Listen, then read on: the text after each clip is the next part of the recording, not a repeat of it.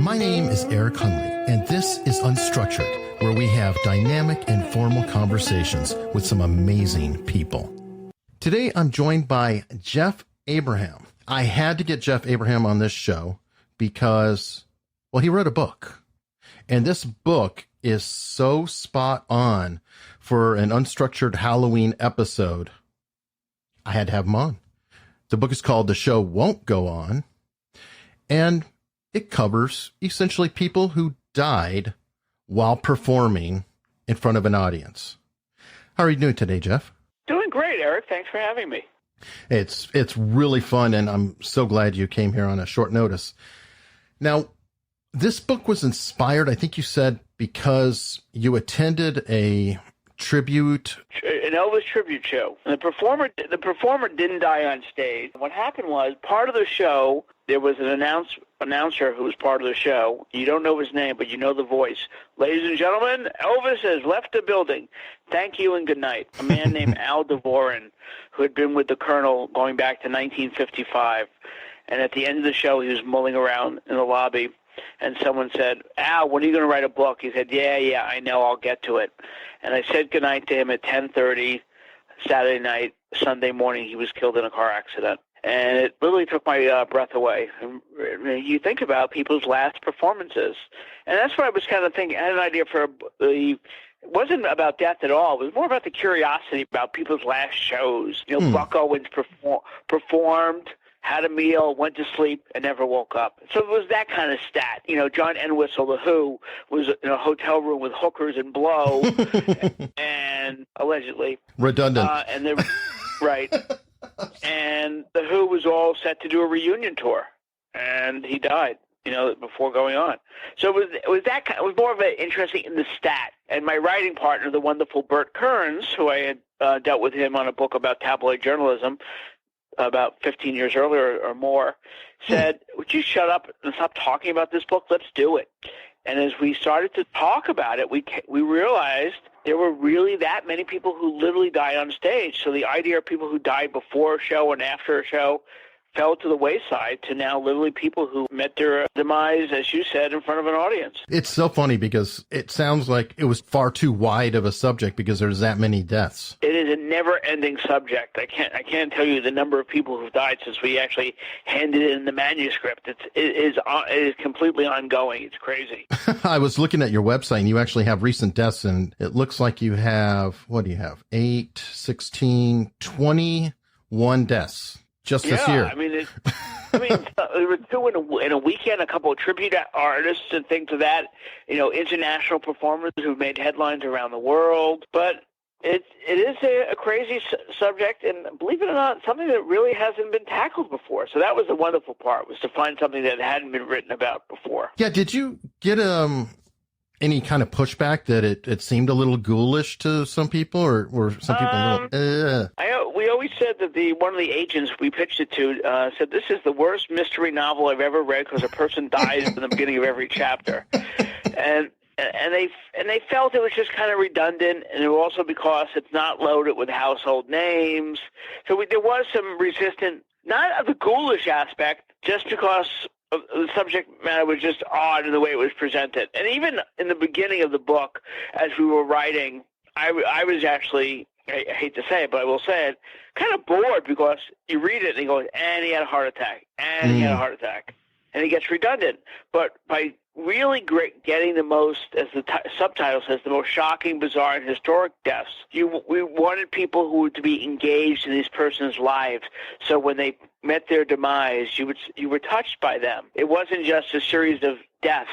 It's a book about a celebration of lives who, unfortunately, these performers died on stage. Yeah, I like what you did there. I actually have another show called Portmanteau, and it literally is about words that are portmanteaus. But I have a brief history about the word, and I kind of feel like that's what you've done with the book is, yes, they died, but why do we care? So you spend a lot of time on why do we care, and then, oh, by the way, they died. Right.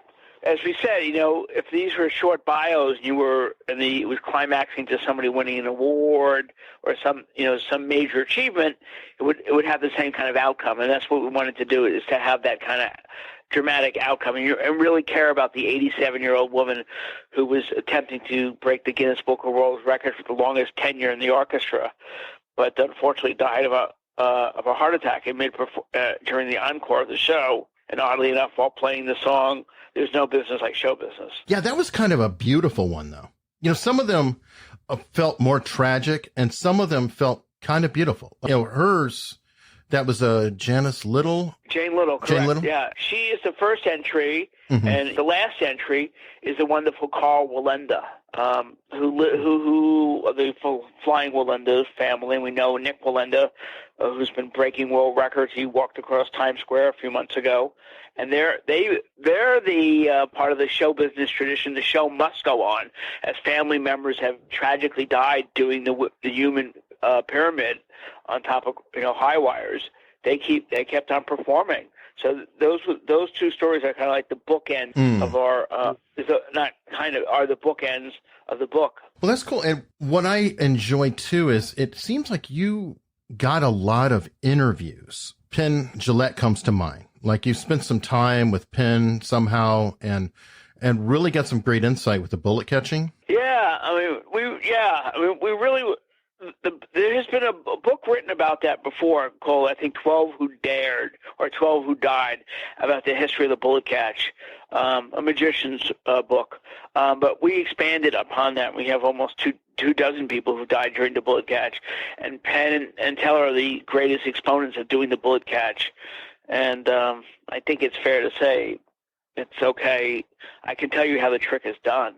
Sure. It's a trick. It's a trick.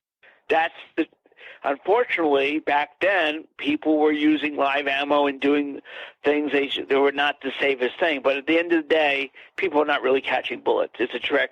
And Penn was wonderful about explaining the philosophy behind the trick, and said what we do in our show is nothing more dangerous than what Houdini would do. And his philosophy was, nothing is more dangerous, and I don't do anything more dangerous than sitting in this chair. That's not to say there aren't elements of danger in certain tricks, but their precautions have been so well done, the case of a mishap are nearly impossible.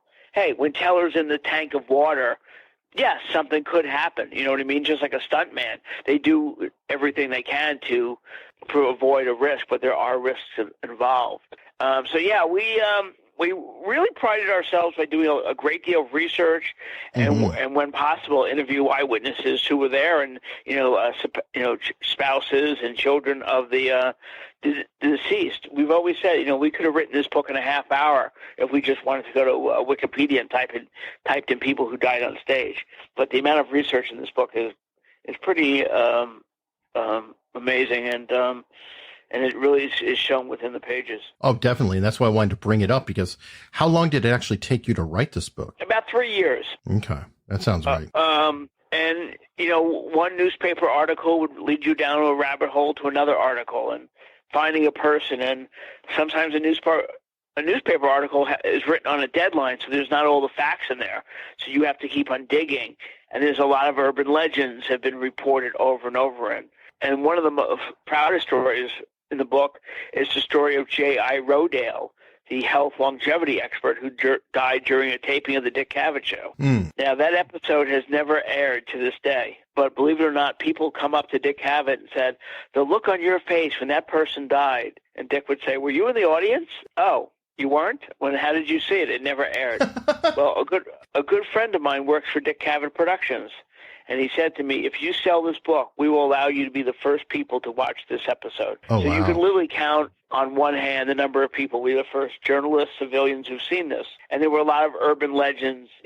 When you die, the body makes it almost like a snoring sound. So it was always thought that he was being interviewed by Dick Cavett was interviewing Rodale, and then the next guest was on, and you heard a snoring sound. And Dick apparently had said, am I boring you? Because he heard, but no, that never happened. And it was always said that his last line was, oh, I could live to 100. And then he died. Again, an urban legend. So we were able to correct a lot of urban legends by doing a great deal of research for this book. Well, let's go on the flip side. What were some examples of cases where you thought it was one thing, but it turned out to be much deeper or more outstanding or interesting? there's a story in the book that everyone has always asked us about Lee Morgan, the great jazz trumpeter. And said, why isn't he included in the book? Well, it turns out Lee Morgan's band was on stage. He was approaching the stage when he was shot by his common-law wife about an affair he was having with a woman, and he was killed inches from walking on the stage. So he did not die on stage. He missed it by that much. So it was that kind of stuff. So it was, there were a lot of people said, oh, why didn't you have Irene Ryan, Grandy from Beverly Hillbillies? And you find out, well, she didn't die on stage. She collapsed on stage, but it was months later before she died on stage. So it's going back and correcting urban legend. Yeah, I mean, you hear about, oh, he died in his hotel room. He died on stage. He died the next day.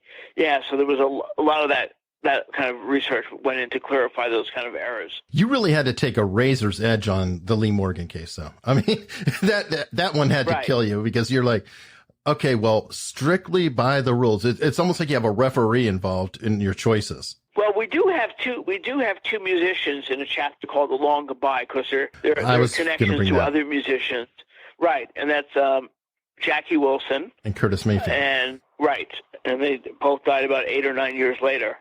But there's connections to other musicians, so that's kind of they fit in there. But yeah, you really kind of had to die, collapse on stage, and you could have died at the hospital hours later. But yeah, there was that kind of criteria. We were very strict, and even by the occupation, circus performers are performers. So there are no stuntmen in the book. There aren't athletes. We wanted people who had accidental deaths, people who were not predicated on doing a deadly death, like a magician who was buried alive. It's a trick, but unfortunately it turned out to be the world's most dangerous trick when he was buried alive under cement. Yeah, he took it to a new level. Of course, the most dangerous job of all you proved was being a conductor. That was the most surprising. I had no idea, and I think Bert discovered that when he had so many orchestra conductors.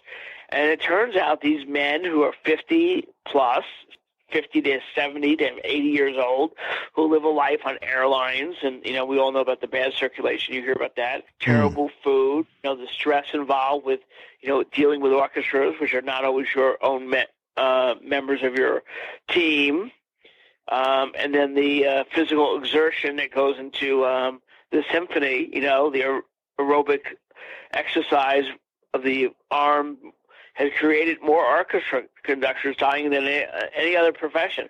We've had more people die conducting an orchestra than being shot out of a cannon. Wow.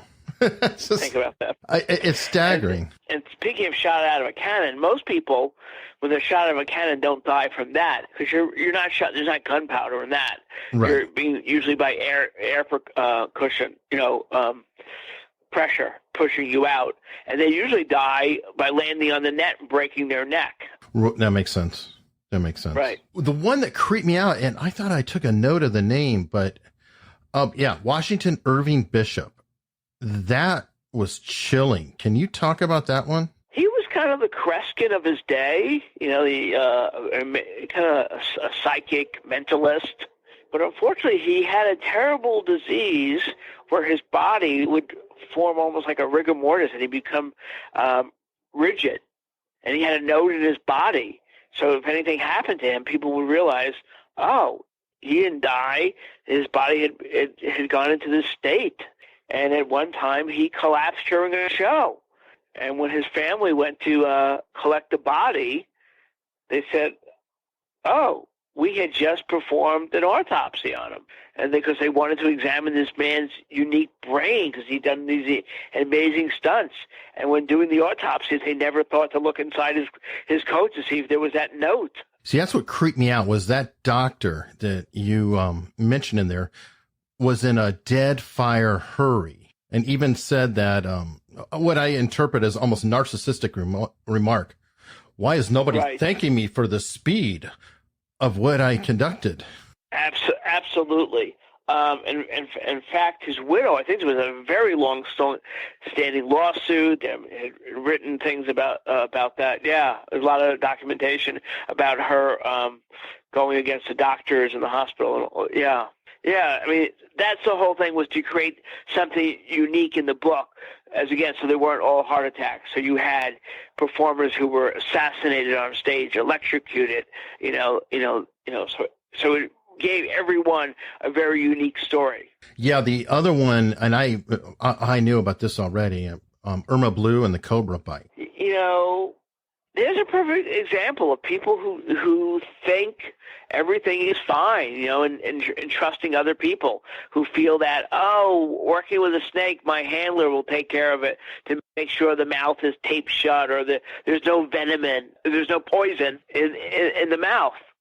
And she was bit, so she didn't think anything of it. And within 45 minutes, she had died from the snake bite. And you can watch the whole performance online, which I just can't even watch. It's just, it's disturbing. That's the other thing. Some of these deaths from, the 70s and on were captured on, live, and they live on YouTube. Probably one of the most viewed deaths of all time was a magician named Tommy Cooper. He was a comedy magician from England. His name is name checked in the song "Give Peace a Chance" by John Lennon, and he was doing a piece of comedy business, and he fell, and people thought, "Oh, it's a piece of business. He's got a new piece of shtick in the act. He's clowning around," and then it was almost like 45 seconds until people realized it was not part of the act. And that clip lives on YouTube, and it's racked up millions of views. In fact, every now and then I think some members of the Tommy Cooper Society try to get it removed from YouTube out of bad taste. Yeah, you actually tied multiple deaths around his particular death. Yeah, well, there's always that wonderful expression, he died doing what he loved. And you've heard that so many times. You heard that with Tommy Cooper. So many English comedians we found in our book, they either said, I hope I don't go out like Tommy Cooper, or if I do, I hope I go out like Tommy Cooper. You know what I mean? They thought it was like almost a badge. In fact, the amazing Jonathan says in his current documentary, he had health problems. And he said, well, I could stay here in bed and die, or I could go out on stage and die like Tommy Cooper. He took it, and you take that as a badge. I mean, I just read that about Elton John, going out on this farewell tour. Maybe I'll go out and die on stage. People think that I'm giving it all to their audience. Penn Jillette even said that to you, right? Yeah, he exactly said. I thought, maybe we'll go. I would like to go out like that, because you're giving it to your end, you're giving it to your art, and then you have the other magicians who go, oh my God, the comedians in England, who says, I just hope I don't go out like Tommy Cooper. Wow. And going back to the Wallendas, Carl Wallenda, the patriarch, said, I'd rather die on the wire than in bed. And his grandson, Nick, said, no, I'd rather die in bed with my grandchildren around me rather than on the wire. I'm with Nick. Absolutely. Yeah, absolutely. I prefer in sleep. and that's the thing when you interview these children or these performers, do you get comfort? Like Dick Shawn's son, who says, well, yeah, I guess dying on stage is nice, but my dad wasn't done. He had another 20 years in front of him. Right. I'd rather have him still around. So it's really weird. The best example of that is Albert Brooks's father was a comedian. Albert Brooks's real name is Albert Einstein. I don't know if you knew that. His father very unfortunate.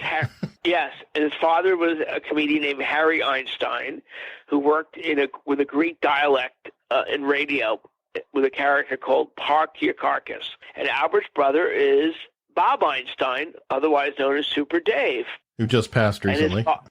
We lost him earlier this year. And his father was not in best of health, wasn't that old, but in the last years of his life, he was not in great health. But he had started to bounce back, and he became a very popular performer at Friars events and dinners of that sort. And there was a testimonial dinner to Lucille Ball and Desi Arnaz. And to use a show business cliche, he killed that night. And you can hear the audio on our website. There's no business like show. I'm sorry. You can hear it on our website. The show won't go on. And the perfect "there's no business like show business" idiom. He died right after his performance. Art Linkletter said, "Why isn't this man working more often?" And almost on cue, his head went down onto the lap of Milton Berle next to him, and he died. Now, Albert has said, "Isn't that wonderful? My dad didn't die on the way to the show. My dad didn't die in mid-joke. He got his last laugh, took a bow, and died. How great is that?" You covered a lot more on that, though. That was like, what? With the electric wires being attached, his chest being cut open, heart massage. We want you to read the book. No, but the other side of it is what his brother has said many times. He said, "What did your mom do for a living?" "Oh, a housewife." "Well, what if I came to your home, and your mom was cooking eggs, and I hit her over the head with a frying pan and killed her? Would you say your mom died doing what she loved?" So he thought that was in bad taste. If you said, "Well, your dad died doing what he loved." Yeah, it's hard to get that right. And I have one quick question for you. Yeah. What is a testimonial versus a roast? The reason I say testimonial, because everyone has called it a roast. The Friars were known for doing these stag roasts and with dirty language. Certainly not what you hear today. Mm-hmm. But a testimonial dinner was a Lifetime Achievement Award, and there would be mixed company. There would be women in the audience. The old roasts were stag, and they only had men in the audience and men on stage, and they were dirty. They were blue, as they would say. I mean, you may hear the word, but it would be once. It wouldn't be filthy, but again, we were in a generation in the 50s and early 60s, you don't talk that way in front of women. You know what I mean? Right. So they were called stag roasts. But this was a testimonial Lifetime dinner, and there were men and women in the audience, and they were saluting a woman, Lucille Ball, so it was not a dirty event. Okay. I was wondering about that. I didn't know if it was roasts I've found to be traditionally mocking or teasing a subject. Yeah, you're still mocking, yeah. In fact, Harry Einstein is certainly mocking the whole idea of the Friars, and yeah, you're making fun of them, but you're being little naughty because you're in mixed company. In a stag roast, you'll say, "Oh, you dirty cocksucker." You're not really going to say it with men and women in the audience. Gotcha. It's not blue. Right. Now, I also wanted to reach back because the 3 years it took you guys to write it. I really want to stress the amount of work you did interviewing people because I could see it woven throughout, and I'm wondering, is your day job what helped you get some of the access to interview some of these folks? I think it was some of it. I mean, I knew Penn Jillette. I'm an entertainment publicist by trade. I knew Penn Jillette. I had promoted one of Penn and Teller's books. It's terrible. It was so many years ago. It was either How to Play in Traffic or How to Play with Food or something like that. So I knew Penn Jillette. And I knew his people. So that was one. Dick Shawn, we were able to. Dick Shawn's son, Adam Shawn, he was interviewed on the Johnny Carson podcast, and I knew the gentleman who ran the podcast, and he put me in touch with them. But some of them was detective work, contacting someone at a symphony orchestra and saying, "Can we do that?" And finding people through Facebook and finding musicians and things of that nature. Yeah, so that helped a little bit. And also, I think we were very respectful of the people. I think Nick Wallenda, I think just by hook or crook by going through his website and finding out who his agent is, his representative was. I don't remember, because Bert did some interviews. I'll give an example. I wanted to use the photos of Carl Wallenda falling to his death, and so we had to clear the photographer.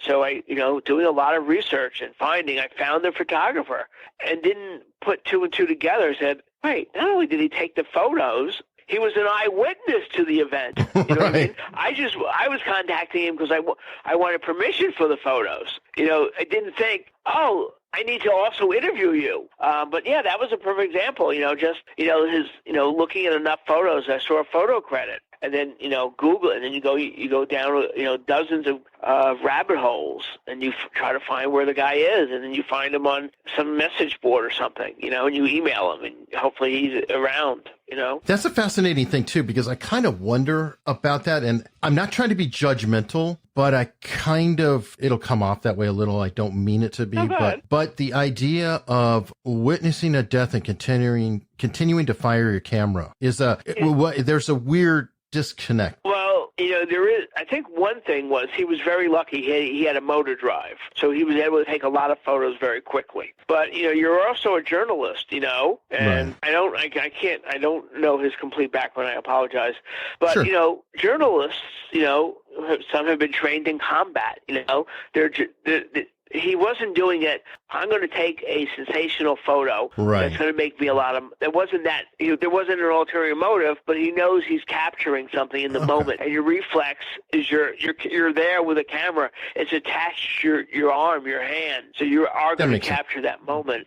You're not going to turn away. You know It's what like I mean? instinct then. So he's watching it through the camera because that's his eyes, an extension of himself. Absolutely. Right. Okay. And it's not to say that a photographer who captures a gruesome moment says, I'm not going to publish this photo. You can have these 5 photos, but you're not going to have the 6th one. You know what I mean? Right. Going back to the Dick Cavett example, he decided this was in poor taste. I'm not going to air this on television. They didn't even edit out the sequence. He was there for 30 minutes or so. So, yeah, I mean, it is a judgment call, But now, unfortunately, so many of these deaths are, everybody's has a camera, a video phone, recording a aerialist who, drops from the stage during a Circus du Soleil show. They capture all this now. How has the response been from like Sean family and others? Have you gotten any feedback on the book?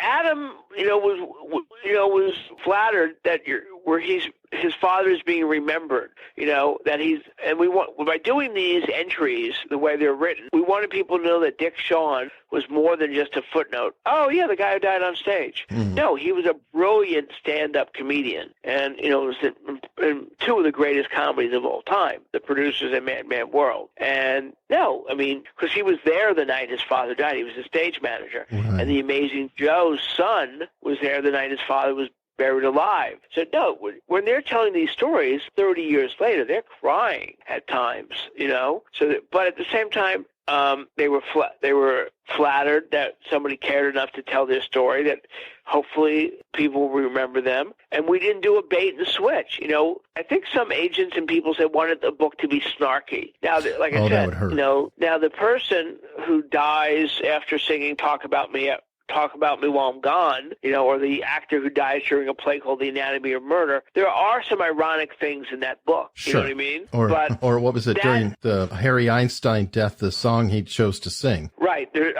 Sing to calm the crowd, and he sang There's No Tomorrow. Those are ironic moments. And Bert and I always said, what's the button? Is there something in this little entry that makes it so it's just not, and he had a heart attack? Like Dick Shawn, for example, one newspaper said I think it was the LA Times, he made him out 4 years younger. I said he got the last laugh in death. He became 4 years younger when he died. So there were ironic moments, but we did not want to be snarky. We're not making fun of the guy who was shot on stage while trying to catch a bullet. You know what I mean? Or the musician who was assassinated with some crazed person from the audience. Dimebag. Yeah. So by no means were we trying to do that. Were there any that you just decided, you know what, I don't want to put it in the book? Yes, it qualifies, but I'm not comfortable with it. I don't like it. We don't want to put it in. No, there were no. I mean, I think it goes back to our criteria of meeting the criteria of it. Was there an audience? But no, because they were all done tasteful. There was nothing done in the way like, that might be too gross. You know what I mean? Right. I didn't know if there was an incident that you found that you said, you know what, I just don't even want to have. Nothing immediately comes to mind. The big joke is if anyone finds a correspondence between Bert and I that took place during the last 3 years, I think we'll get in a lot of trouble. When a performer like Meatloaf collapsed on stage, and one of us sends an email to the other and goes, I wonder if we'll make chapter 7. Well, you'd have to have gallows humor to a point. Right. Steven Tyler collapsed on stage not long ago, and Phil Collins fell over recently. So, you get to be a little snarky, But no, nothing that I can remember being, the newscaster committed suicide on stage during a newscast. There was a murder that took place.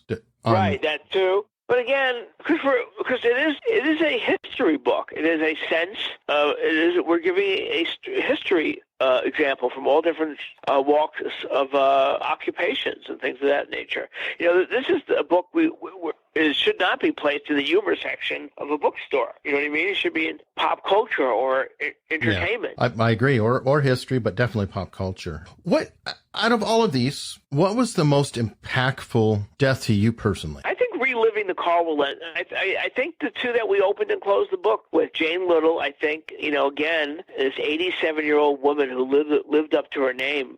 She played the double stand-up bass, which was bigger than her, and was trying to get to have the Guinness Book of World Record, and then dies while playing There's No Business Like Show Business. Man, does that not touch you? And then Carl Willenda, the great patriarch, old, maybe some people said he should not have been on the wire, but it was only 2 years earlier that he was still breaking Guinness Book of World Records. So, and the fact that the death was captured so well, the photos that we have in the book, if you go to Google, you'll see one photo, you'll see another photo, but we were able to have 3 photos, and his death is just made such an amazing impression around the world. I mean, what a way for a performer to go out that way. You know what I mean? If Carl had a heart attack, while watching TV, it would have gotten a paragraph, right, on the news. But I mean, for what a way for him to go out. And I mean, again, and the great part of the story is, so the photographer goes to hand the photos in to the newspaper. They said, "What are you doing here? Why aren't you at the circus? What are you talking about?" He goes, "The Willendas are going to go on." Well, the rest of his family were going to go continue to perform that evening. That's just amazing. It's amazing, but that is the circus philosophy, And it is sort of a mindset. I mean, I kind of understand it. It's like, well, what are they going to do? Are they going to just stand there? Right. Are they going to, or are they going to perform? Because he probably would tell them, get off your ass and go perform. And it was only, I don't remember how long, but Nick and Carl's widow duplicated that walk, and when they got to the mid-wire, I think they kissed and crossed over each other. Wow. They come from, circus performers, again, are performers who are literally like no one else. Wow. Now, you, changing back to your day job, you must be familiar with the mindset, because I mean, you've represented some huge names. I mean, Dice Clay, Steve Harvey, George Lopez, Bill Maher. And then I was George Carlin, and then George Carlin's publicist for the last 11 years of his life. And I actually had a question about George Carlin. I had a previous guest on James Fallon, and he had mentioned that he was a family friend of George Carlin, and that George Carlin used to call him because he's a neuroscientist, right? And George Carlin thought he was going crazy or had Alzheimer's. Wow! Did you know any of that? I had never heard that. 2 things. One, even though I worked with George for 11 years, we were not personally close. Right. I mean, I never invited me over to his house, let's have dinner. However, in 11 years, anytime he played Southern California, where I live, I would go to his shows. And go backstage and see George. And anytime he did it, the talk shows, I was there with him. So we were professionally very close. Right. So what kind of phone calls he did, made, very often he would call performers and encouragement, or meet some kid from a high school newspaper, do an interview. He didn't say call my publicist. He said, "Here, what's your number? Let me give you a call. Let me check in with you." So we're going back to that. George did a show in March before he died in June of that year. Certainly, I've never heard anyone say that George, he was having problem performing. He was not ready to retire. You know what I mean? Right. So I'm not aware, nor did I ever witness anything of that nature. Well, Dr. Fallon said it kind of in a humorous way, like it was almost eccentricity. Like there's nothing wrong with the guy. He's a genius. Everybody would call George Carlin a genius, I think, who's ever watched comedy. But without question. But it was sort of amusing, because I guess he would call and say, "Jim, I'm going crazy." It was a very interesting. I think George was, crazy the way society was turning. He was very disenchanted about that. But no, he was brilliant up until the end. Now, you mentioned how he would talk to like a high school paper writer or whatever else. Being a publicist, I'm very interested in what you do there. As a publicist, are you kind of a gatekeeper as well? It all depends. You have certain clients that somebody will do those stories. What do you have in your medicine cabinet? What favorite books are you reading? Mm-hmm. And people go, you know what? I don't care about that. Right. Don't bother me with those kind of requests. But when I have like George Carlin, he toured for 11 years because the touring allowed him to prepare for an HBO special. So his job was to make sure the concerts were sold out. So that was my job, to make sure when he was coming to Boise, Idaho, I talked to the Boise, set up an interview with the Boise rock station and the Boise newspaper. And when he had an HBO special, to make sure, he did Time Magazine or booked him on The Tonight Show. So, but I wouldn't waste his time with that kind of stuff. It depends on the client. No, you really can't be a gatekeeper. It will come back to bite you. Mm-hmm. If someone says, hey, I want to interview George Carlin. No, he's not available. You try to tell them, he doesn't do these kind of things, but let me ask. Mm-hmm. But after spending 11 years with a client, 99% of the time you can kind of get a sense what he will do and won't do. That makes sense. And now, to be completely self-serving, as a podcaster, what do you look for in terms of a pitch or a publication or a podcast who wants to speak to any of your clients? Unfortunately, we live in an area of social media. So I take a look, what your Twitter following is. It doesn't have to be Kardashian numbers. Mm-hmm. But if you have, if I look at a Twitter following and it's 300 people and a Facebook and each post has one like, mm-hmm. I mean, what's the point? You know what I mean? Sure. And it's not like it's a 2-minute interview. These are, you know what I mean? And I have clients who are just, they're on the road doing this and that. Plus there are other things. So now I have to burden them with an interview. And I don't know the guy. I'm vouching for them by saying, hey, I want you to talk to the XYZ podcast. Do you know about them? No, but why should I do it? Well, they seem good. I never talked to this guy before. I've only got a correspondent. So your reputation is on the line. And you also look at who the other past guests were, how frequently they're doing the shows. You realize, he posted June 1st, July 1st, November 2nd. Wait, what happened? Right. So I look at that. What kind of guests? Are they all, I hate to use the expression D-list celebrities, but they're wrestlers or this and that. Really, do I need to do that? Because some of my clients are just, they don't need to do it. Their ego doesn't. I'd rather them do one great podcast. Sure. And allows it, and that way they don't have to do 15. If they talk to Joe Rogan, Mark Maron, or Adam Carolla, it really allows them to avoid doing all the unnecessary ones. And that makes sense. You have different tiers of clients too, correct? You have your A-listers. Absolutely. Right. So, the ones that aren't as popular, you will have them do some of the lesser ones, just one, to get their expertise out there and get their name out there. And some people go, oh, you know what, I did hear on that podcast, and I've even seen that now that I'm on the other side of the coin. Mm-hmm. We were very fortunate. We got to do Morning Edition on NPR, Weekend Edition to be exact. Right. And I've had more people come up to me and said, wait, I heard you on something. Wait, I heard you on NPR, or I heard you on Gilbert Gottfried. And I go, okay. So when a guy has a radio show and he's on from, 8 to 9 New York time in Bangor, Maine, and I got to get up at 5 in the morning, I'm going, do I need to do that? If it's at 1:30 in the afternoon, he wants 15 minutes, that I don't mind doing. There's a guy who has a video podcast. Now I got to go out. Now I got to get in the car, and I got to go out to, it's 40 minutes to drive there, an hour to talk to him, 45 minutes back. That's 3 hours. You know what I mean? Oh, yeah. And am I really going to get out of it? I'm doing X, Y, and Z next week, and I'm going to get the same reach. I don't have to leave my house. So those are what we look at. The other thing is how well the letter is written. In the old days when guys would have, shows, they said, I have a radio show. I go, no, you don't. You have a show that airs on YouTube. Which you could have a lot of followers, but don't call it a radio show. Don't bluff me. Call it what it is.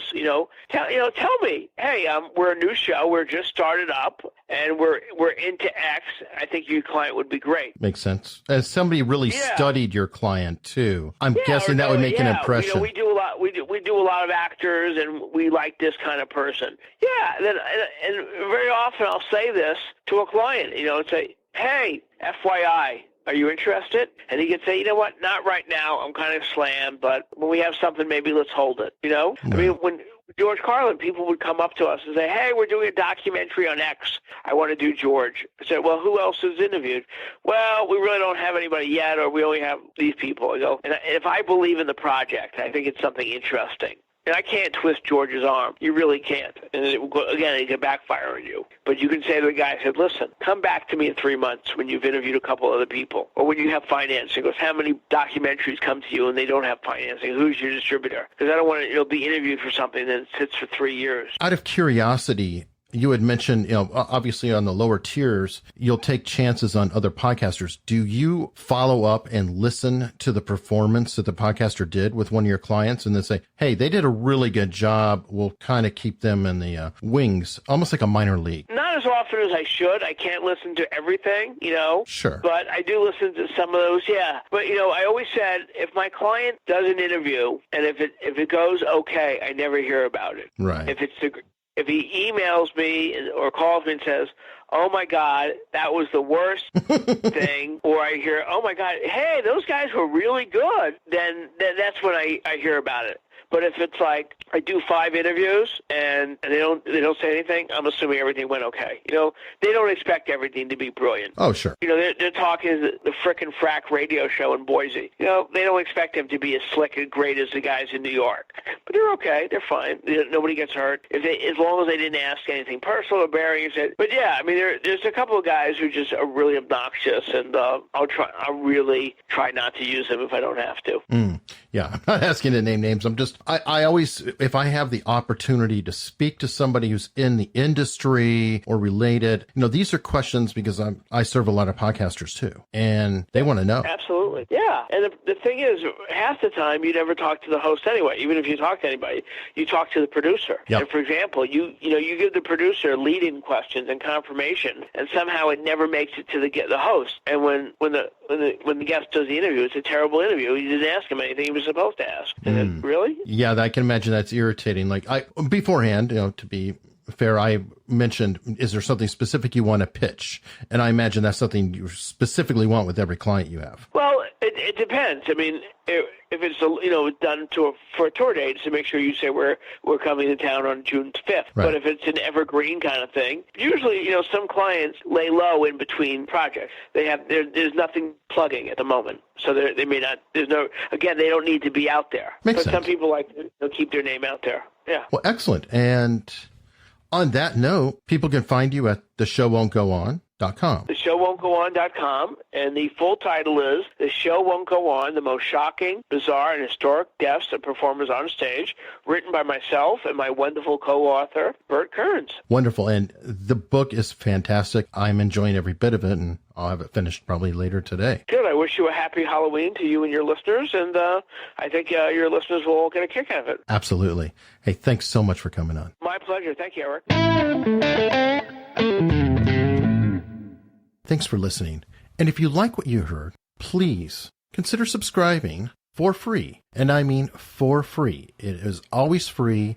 There's no billing, anything else. You can subscribe in your player of choice, which is probably right in your hands, or you can go to unstructuredpod.com, and there are plenty of links there. Thank you so much. And in the spirit of sharing, here's a couple more shows you may want to check out.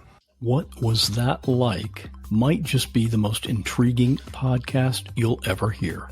Each episode is a conversation with a regular person who's been through an extremely unusual situation, like Jeremy, who was bitten by a rattlesnake, or Jennifer, who accidentally killed someone, or Luke, who got caught smuggling cocaine. Real people in unreal situations. Listen and subscribe at whatwasthatlike.com.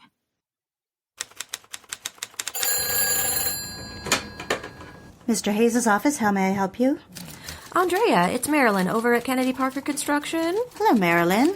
Would you like me to connect Mr. Parker to A Mr. fish Hayes? surrounded by sharks. A secretary cursed by desire and ambition. Introducing The Diarist by Donna Barrow Green. The Diarist, an addictive psychological thriller, satirical, suspenseful, and full of twists. Available on iTunes or anywhere you get your podcasts. Yes. I'm sorry if I've hurt your feelings. Or if something I've said has led you to believe I think you're incompetent. It's just been so long since you've given me any encouragements or compliments on my... Andrea, I do notice you. I like that blouse on you very much. You look very pretty just as you are right now. Oh, well, It's very pretty on you. Thank you. What sort of fabric is it? It's silk? It's lovely. You have excellent taste in clothes. I notice. Would you mind removing your cardigan?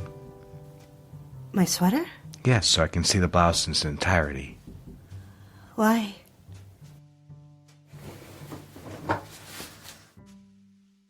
I like it very much.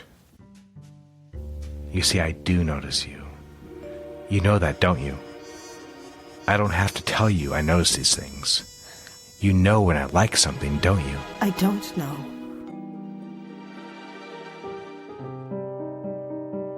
I repeated his words in my mind. I noticed you. That was it, wasn't it? I wanted someone to notice me.